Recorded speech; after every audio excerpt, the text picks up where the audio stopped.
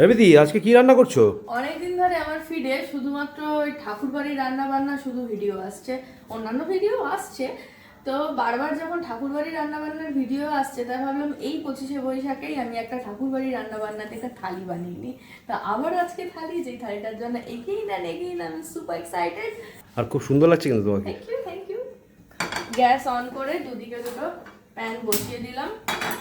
সবাইকে রবীন্দ্র জয়ন্তীর আন্তরিক শুভেচ্ছা। তো আসো, প্যান গরম হয়ে গেছে, প্যানের মধ্যে একটুখানি জল দিয়ে দিই বেশি করে। এই মুহূর্তে দাঁড়িয়ে দুটো রান্না আমি দেখাবো। সেটা হচ্ছে পেঁপের ফুলুরি, পাকা পেঁপে জলের মধ্যে দিয়ে দেবো, দিয়ে এটাকে ঢাকা দিয়ে মোটামুটি 5 মিনিট মতো একটু সেদ্ধ করে নেবো, যাতে এটা একটু নরম হয়ে যায়।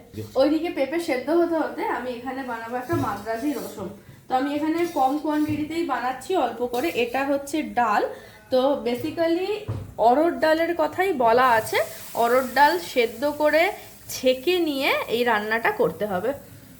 তো 1 বাটি ডাল আমি দিয়ে দিলাম, বেশ সুন্দর করে ছেঁকে যে এক্সট্রা যেগুলো থাকে সেগুলো বাদ দিয়ে শুধু ডাল আর ডালের জল। আর অন্যদিকে অল্প একটু, যেহেতু আমার ডালের কোয়ান্টিটি কম, সেহেতু আমি অল্প একটুখানি তেঁতুলকে অল্প একটু জলের মধ্যে গুলে নেবো। বেসিক্যালি রান্না করতে আমার ভালোই লাগে, বাট কেন জানি না থালির ভিডিওগুলো একটু খাটনি হলেও আমি সবসময় সুপার এক্সাইটেড থাকি থালির ভিডিও করার জন্য। হয়তো অনেকগুলো আইটেম একসাথে থাকে, বা হয়তো বেশ একটু বেশি সেজেগুজে ভিডিওগুলো করি, সেই কারণে। তো যেই কারণেই হোক না কেন, আমি থালির ভিডিও করার জন্য খুব এক্সাইটেড থাকি। তোমাদের থালির ভিডিও কিরকম লাগে অবশ্যই কমেন্ট করে জানিও। তো তেঁতুল গোলা হয়ে গেছে, এই এক্সট্রাটা আমি ফেলে দেবো, দিয়ে তেঁতুলের যে কাঠটা সেটা মিশিয়ে দেবো, দিয়ে এটাকে মোটামুটি 5 মিনিট থেকে 7 মিনিট মতো ফোটাবো। তো অন্যদিকে পেঁপের ফুলুরি বানানোর জন্য আমি কয়েকটা মশলা একটুখানি গুঁড়ো করে নেবো। এখানে আছে 1 চামচ মতো মৌরি দিয়ে দিলাম, এখানে আছে একদম অল্প একটু, মানে পেঁপের কোয়ান্টিটি অনুযায়ী অল্প একটু জায়ফল, একটা গোটা এলাচ মানে বড় এলাচ, আর এখানে আছে সামান্য গোলমরিচ। গোলমরিচ গোটা না থাকলে গুঁড়ো থাকলেও তোমরা ব্যবহার করতে পারো। এই সব কিছুকে একসাথে মিক্সিতে একটু গুঁড়িয়ে নেবো। এই ডালটার মধ্যে অল্প একটুখানি হলুদ দিয়ে দিলাম। এবার এই সব কিছুকে একসাথে মিশাতে থাকবো। তো রসমের জন্য ডাল ফুটে গেছে, সেটাকে এবার একটা বাটিতে আমি নামিয়ে নিচ্ছি। এবার কড়াই গরম করে তাতে দিয়ে দেবো সামান্য ঘি। তো আজকে রান্নাগুলো তোমরা অবশ্যই করে কমেন্ট করে জানিও যে আমি কতটা অথেন্টিক করতে পেরেছি, তো কতটা অ্যাপ্রোপ্রিয়েট রান্না আমি দেখাতে পেরেছি, অবশ্যই তোমরা কমেন্ট করে জানিও। তো চলো ফটাফট এবার রসমটাকে ফোড়ন করে নিই। ফোড়নে আমি ব্যবহার করব সামান্য, এখানে রয়েছে সর্ষে, তার মধ্যে দেবো অল্প একটুখানি জিরে, দেব সামান্য একটুখানি মেথি, একটা জায়গার মধ্যে আমি সবটা নিয়ে নিলাম। আর তার সাথে দেবো কয়েকটা কারি পাতা।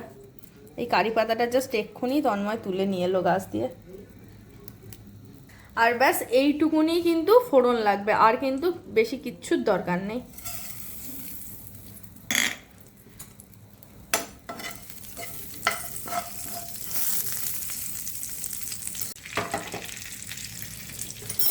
তো ফোড়ন হয়ে গেছে, এবার আমি জাস্ট এই ডালটা ঢেলে দেবো।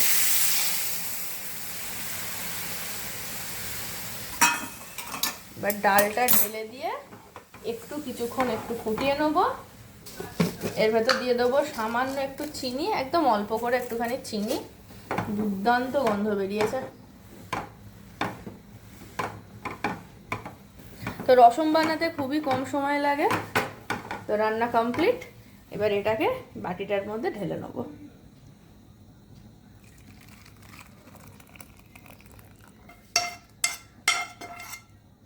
অন্যদিকে পেঁপেও মোটামুটি সেদ্ধ হয়ে এসছে, একটু কাঁটা চামচ দিয়ে দেখে নেব। মোটামুটি পেঁপে সেদ্ধ হয়েই গেছে। ব্যাস এবার এটাকে নামিয়ে একটুখানি ঠান্ডা করে নেব। রসম বানাতে খুবই কম সময় লাগে, সেই কারণে ওটা ফটাফট হয়ে গেল। তবে যেহেতু পাকা পেঁপের জিনিস, আই থিঙ্ক মিষ্টি মিষ্টি ভালোই লাগবে, মানে রসমের সাথে। রসমটা যেহেতু বেশ একটু টক টক একটা ব্যাপার রয়েছে, আর তার সাথে মিষ্টি মিষ্টি পেঁপের ফুলুরি, দেখা যাক কেমন লাগে। আগে ঠান্ডা করে নি একটু। পেঁপেগুলো মোটামুটি অল্প বিস্তর ঠান্ডা হয়ে গেছে, তো সেই কারণে আমি বেশি বানাবো না, অল্প করেই বানাবো। তো কয়েকটা পেঁপে তুলে নিচ্ছি। তো পেঁপেগুলো যেহেতু সেদ্ধ করা, তাই চামচ দিয়ে এরকমভাবে আস্তে আস্তে প্রেস করলেই কিন্তু পেঁপেগুলো নরম হয়ে যাবে। তো পেঁপে সুন্দর করে ম্যাশ করা হয়ে গেছে। তো যেহেতু পেঁপেটা সেদ্ধ করা একটু পানসা লাগতে পারে, সেই কারণে অল্প করে একটু নুন দিয়ে দেবো, আর দিয়ে দেবো অল্প করে চিনি। পেঁপের এই ফুলুরিটা কিন্তু মিষ্টি মিষ্টি খেতে ভাল লাগে। আর এইখানে দেখতে পাচ্ছ এই যে মশলাটা বানিয়ে রেখেছিলাম, সেই মশলাটা অল্প করে দিয়ে দেবো 1 চামচ মতো। আর তার সাথে দিয়ে দেবো সামান্য পরিমাণে সাদা তিল, একদম অল্প করে দিয়ে মিশিয়ে নেব। এবারে এর মধ্যে দেবো বাইন্ডিংয়ের জন্য ময়দা, অল্প অল্প করে ময়দাটা দিতে থাকবো, যাতে এটার জলটাও টেনে যায় আর সুন্দর একটা মিশ্রণ তৈরি হয়। গ্যাস অন করে একটা কড়াই চাপিয়ে দিলাম, কারণ ফুলুরিগুলো ভাজতে হবে। চামচে করে খুব ভালোভাবে মাখা যাচ্ছে না, এইটা মানে হাত দিয়ে একটু মাখতে হবে ভালো করে। প্রয়োজনে আর একটু ময়দা দিতে পারো, আমারও এখানে মনে হয়েছে আর একটু ময়দা লাগবে। সর্বসাকুল্যে 2.5 চামচ মতো ময়দা আমি এখানে ব্যবহার করলাম। তো কড়াই গরম হয়ে গেছে, কড়াইতে দিয়ে দেবো অল্প একটুখানি সাদা তেল, কারণ এই বড়াগুলো ভাজতে হবে। আর শুধুমাত্র ঘি দিয়েও এটা ভাজতে পারো, আবার তেল ঘি একসাথে মিশিয়েও ভাজতে পারো। তা আমি তেল আর ঘি একসাথে একটুখানি মিশিয়ে নেব।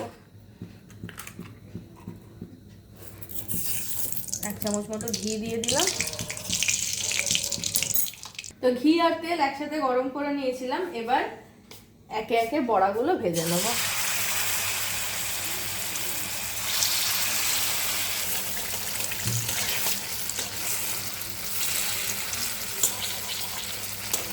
লো আছে মোটামুটি 4-5 মিনিট মতো হওয়ার আগে ভাজবো, তারপর এটাকে হাই হিটে ভাজবো।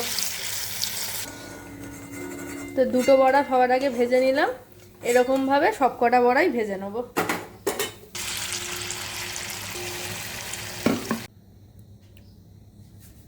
তো গরম গরম পেঁপের ফুলুরি তৈরি হয়ে গেছে।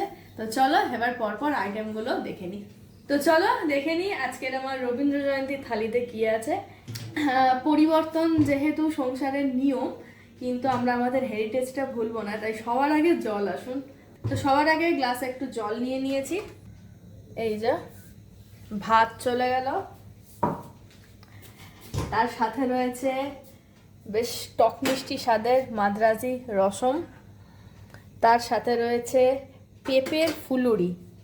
আইটেম আমি খুব বেশি রাখিনি, একটু অল্পর মধ্যেই রেখেছি, যেহেতু প্রচণ্ড গরম আর প্রত্যেকে যে থালিটা বাড়িতে ট্রাই করতে পারো। তো এরপর চলে আসছে ঠাকুরবাড়ির ফেমাস দই মাছ, এরপর চলে আসছে সর্ষে বাটা মুরগি। তো চলে গেল সর্ষে মুরগি। যেহেতু আমরা বাঙালি, শেষ পাতে একটু মিষ্টি না খেলে আমাদের হবে না, তো সেই কারণে অনেক কষ্টে খুঁজে পেতে আমি একটা ঠাকুরবাড়ির মিষ্টির রেসিপি নিয়ে এসেছি। রেসিপিটা তোমরা অবশ্যই করে পেয়ে যাবে। এটা হচ্ছে ঠাকুরবাড়ির ফেমাস হেমকণা পায়েস। ঠিক আছে, এই যে ছোট ছোট বলসগুলো দেখতে পাচ্ছ, এইগুলোই আসলে হেমকণা। তো এই হেমকণা পায়েস যাচ্ছে শেষ পাতে। তো থালিটা একবার দেখে নাও। তো এই থালির প্রত্যেকটা আইটেম আমার নিজে হাতে বানানো। তো দুটো আইটেম তো আজকে দেখে নিলে, খুবই সিম্পল। আর বাকি আইটেমগুলো অবশ্যই করে ভিডিও পেয়ে যাবে। থালিটা একটু ভারী লাগছে। তো আজকের এই ভিডিও কেমন লাগলো অবশ্যই কমেন্ট করে জানিও। আর এরকম টাইপের থালির ভিডিও তোমাদের যদি ভালো লাগে সেটাও কমেন্ট করে জানিও।